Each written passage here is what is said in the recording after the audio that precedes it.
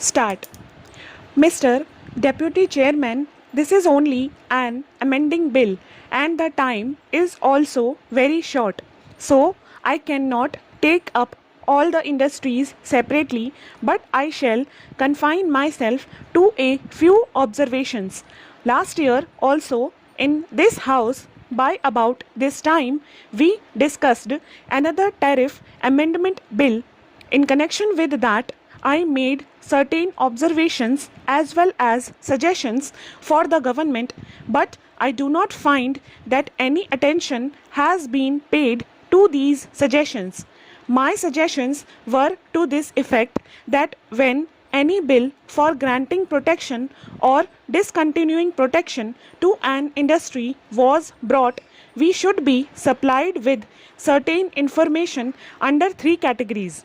The first information was whether the protection granted to an industry had been used only by the indigenous industry or advantage of the protection had been taken by foreign capital entrenched in that industry because, sir, I submit that the main purpose of granting protection to certain industries is to develop our national industries.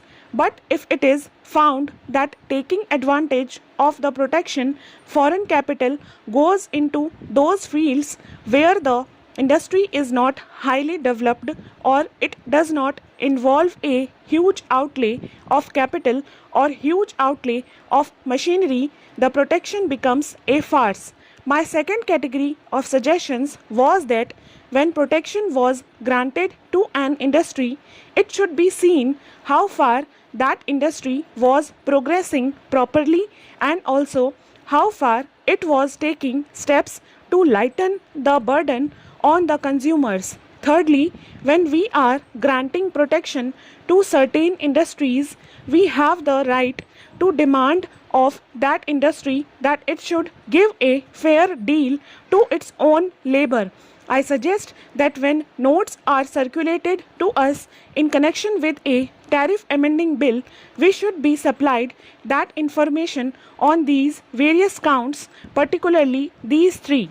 Lastly, I would like to make another point in connection with the soda ash industry. The question of this industry was discussed thoroughly on the floor of the House last year.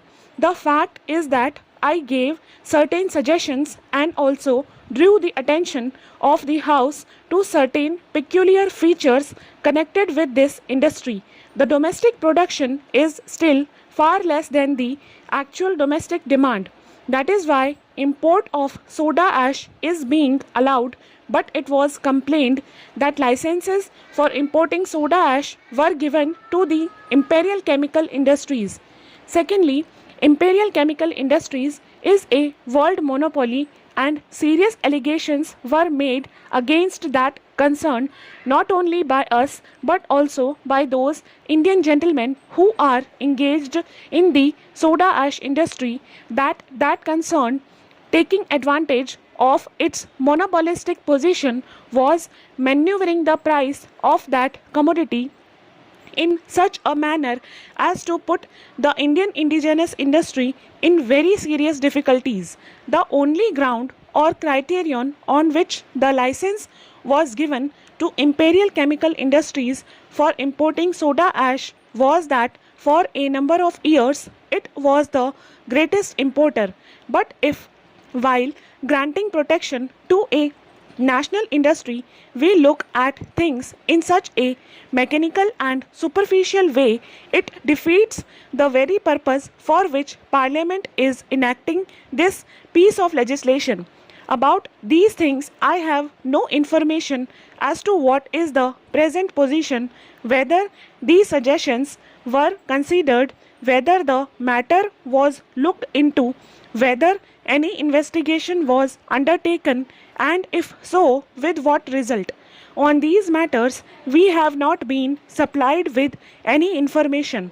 Therefore, I agree to some extent with my honorable friend Mr. Kishan Chand that we are confronted with some tariff amending bills in installments. These bills are presented before us as necessity arises, but while they come to us, we do not have the total picture before us. Whatever information is given is of a very general nature, superficial, and it does not really help us to understand the real position as regards those points which I have made out. Mr. Deputy Chairman, as the time is short, I should like to confine myself to two or three observations. First and foremost, in addition to certain information being given to members who are interested in the subject, it is necessary when the Export Advisory Council meets twice a year that invitation should be given to such members to attend these meetings. The government itself will benefit by the members listening to the viewpoints put by those people who are in the trade. I had made this observation with regard to education advisory boards and every other body that members of both houses should be informed about the meetings of such bodies and they should be allowed to attend them as spectators.